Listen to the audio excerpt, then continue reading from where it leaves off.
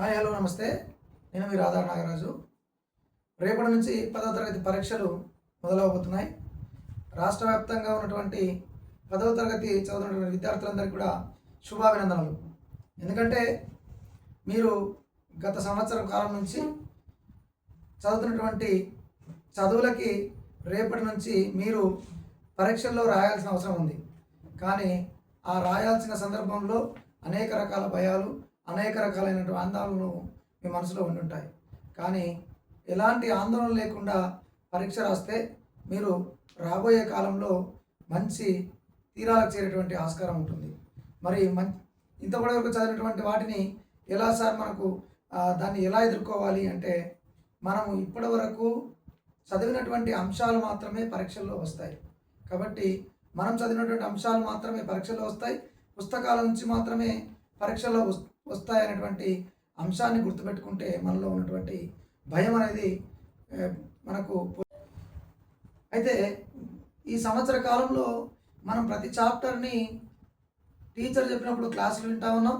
అదేవిధంగా మనం కూడా వివిధ పరీక్షల్లో రాస్తూ ఉన్నాం. కాబట్టి ప్రతి చాప్టర్ మీద ఖచ్చితంగా ఒక అవగాహనకి మనం రావడం జరిగింది.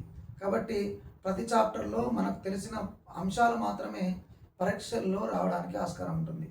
కాబట్టి మీరెవ్వరు కూడా ఆందోళన చెందకుండా పరీక్షల్లో మనకు తెలిసిన అంశాలే వస్తాయని చెప్పి మనం అనుకుంటే ఖచ్చితంగా పరీక్షల్లో సక్సెస్ అయ్యేటువంటి ఆస్కారం ఉంటుంది.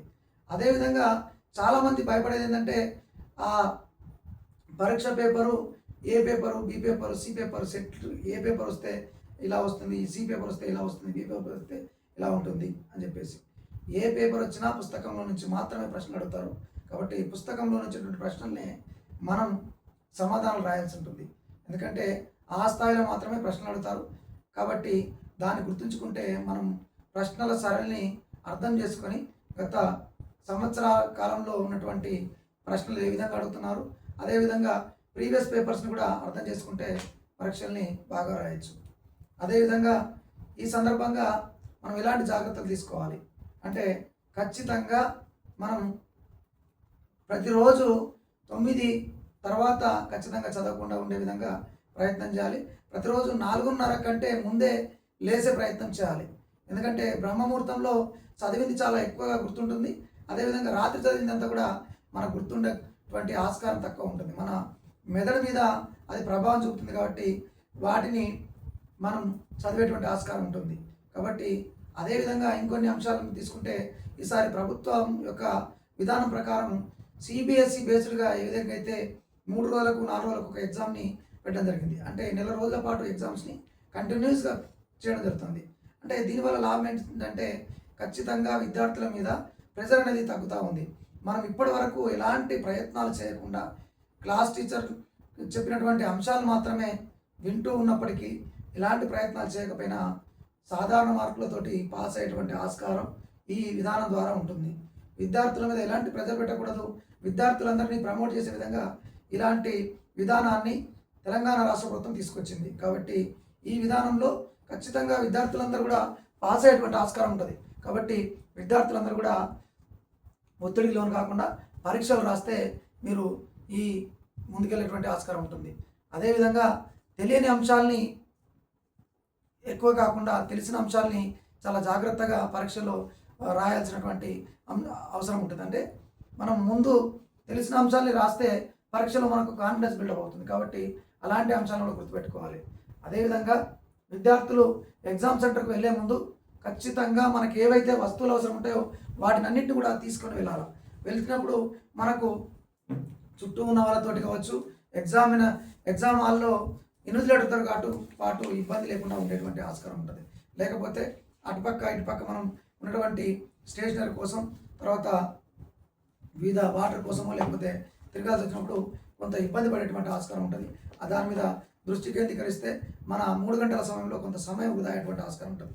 కాబట్టి ఈ అంశాలను కూడా దృష్టిలో పెట్టుకోవాల్సినటువంటి అవసరం ఉంటుంది. అదేవిధంగా కొన్ని పేరెంట్స్ కూడా కొన్ని జాగ్రత్తలు తీసుకుంటే విద్యార్థులకి ఇలాంటి ఆందోళన లేకుండా పరీక్ష రాసేటువంటి ఆస్కారం ఉంటుంది. పేరెంట్స్ ఇంట్లో ఈ నెల రోజుల పాటు మంచి వాతావరణాన్ని, టీవీలు బంద్ చేసి, అదేవిధంగా చుట్టూ ఉన్నటువంటి వాళ్ళు కొంత మంచి వాతావరణం కల్పించినట్టయితే ఈ విద్యార్థులు మంచి మార్కులతో పాస్ అయ్యేటువంటి ఆస్కారం ఉంటుంది. కాబట్టి విద్యార్థులను దృష్టిలో పెట్టుకొని మన ఇంట్లో ఉన్నటువంటి వాతావరణం కొంత మార్చుకోవాల్సిన అవసరం ఉంటుంది. మంచి ఆహారాన్ని ఇవ్వడం, మంచి స్వల్ప వాతావరణాన్ని పెంపొందించడం చేయడం ద్వారా విద్యార్థులు మంచిగా మార్కులు సంపాదించడానికి ఆస్కారం ఉంటుంది. అదేవిధంగా వాళ్ళకి ఇష్టమైనటువంటి ఆహారాన్ని అందించడం, అది తేలికైనటువంటి ఆహారాన్ని అందించడం. ఈ తర్వాత ఈ నెల రోజుల పాటు ఎగ్జామ్స్ ఉన్నాయి కాబట్టి ఈ సందర్భంలో వివిధ రకాలైనటువంటి టూర్స్, ఫంక్షన్స్ ఇలాంటి వాటికి విద్యార్థులను తీసుకెళ్లకుండా వాటికి దూరంగా ఉంచే విధంగా తదితర ఏర్పాట్లు కూడా చేయాల్సినటువంటి అవసరం పేరెంట్స్ మీద కూడా ఉంటుంది. కాబట్టి ఇలాంటి జాగ్రత్తలు తీసుకుంటే 10వ తరగతి విద్యార్థులందరూ కూడా మంచి మార్కులతో పాస్ అయ్యి ఈ దేశానికి, ఈ రాష్ట్రానికి మంచి పేరు తీసుకొచ్చేటువంటి ఆస్కారం ఉంటుంది. కాబట్టి 10వ తరగతి అనేది ఒక మన మన యొక్క చదువులో అదొక మొదటి మెట్టు. కాబట్టి అందులో మంచి మార్కులు వస్తే మనలో ఖచ్చితంగా ఒక గౌరవంగా సమాజం చూసేటువంటి ఆస్కారం ఉంటుంది. కాబట్టి దాన్ని దృష్టిలో పెట్టుకొని విద్యార్థులందరూ కూడా మంచి మార్కులు సాధించే దిశగా ప్రయత్నాలు చేయాలని, ప్రయత్నిస్తారని ఆశిస్తూ మీ అందరికీ శుభాభినందనలు. ధన్యవాదాలు.